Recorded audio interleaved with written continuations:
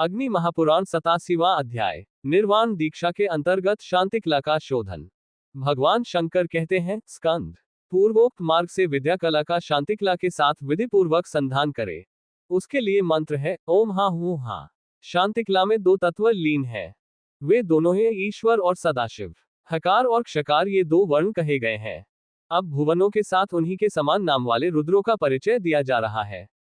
उनकी नामावली इस प्रकार है: प्रभव, समय, क्षुद्र, विमल, शिव, घन, निरंजन, अंगार, सुशिरा, दीप्त कारण, त्रिदशेश्वर, कालदेव, सूक्ष्म और अंबुजेश्वर या भुजेश्वर, ये 14 रुद्र शांतिकला में प्रतिष्ठित हैं। व्योमव्यापिने व्योमरूपाय सर्वव्यापिने शिवाय अनंताय अनाथाय अनाश्रिताय ध्रुवाय शाश्वताय योपीठ संस्थिताय नित्ययोगिने ध्यानहराय, ये 12 पद हैं। पुरुष और कवच ये दो मंत्र हैं। बिंदु और जकार ये दो बीज हैं। अलंबुषा और यशा ये दो नाड़ियां हैं। कृक और कूर्म ये दो प्राणवायु हैं। त्वचा और हाथ ये दो इंद्रियां हैं। शांतिकला का विषय स्पर्श माना गया है। स्पर्श और शब्द ये दो गुण हैं और एक ही कारण है, ईश्वर इसकी तुर्यावस्था है।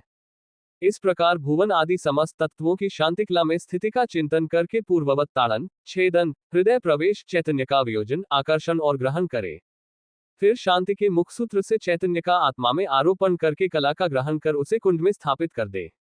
तदनंतर ईश से इस प्रकार प्रार्थना करे, हे ईश, मैं इस मुमुक्षु को तुम्हारे अधिकार में दीक्षित कर रहा हूं, तुम्हें इसके अनुकूल रहना चाहिए। फिर माता पिता का आवाहन आदि और शिष्य का ताड़न आदि करके चैतन्य को लेकर विधिवत आत्मा में योजित करे। तत्पश्चात पूर्ववत माता पिता के संयोग की भावना करके उद्भवा नाड़ी द्वारा उस चैतन्य का हृदय मंत्र से संपुटित आत्मबीज के उच्चारण पूर्वक देवी के गर्भ में नियोजन करे।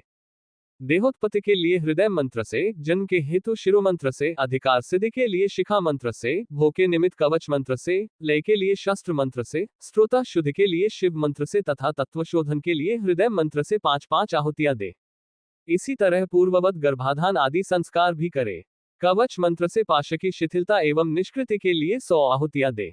मलशक्ति तिरोधान के उद्देश्य से शास्त्र मंत्र द्वारा 5 आहुतियों का हवन करे। इसी तरह पाश वियोग के निमित्त भी 5 आहुतियां देनी चाहिए।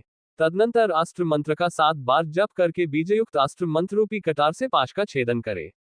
उसके लिए मंत्र इस प्रकार है: ओम हो शांतिकला पाशाय नमः हु फट।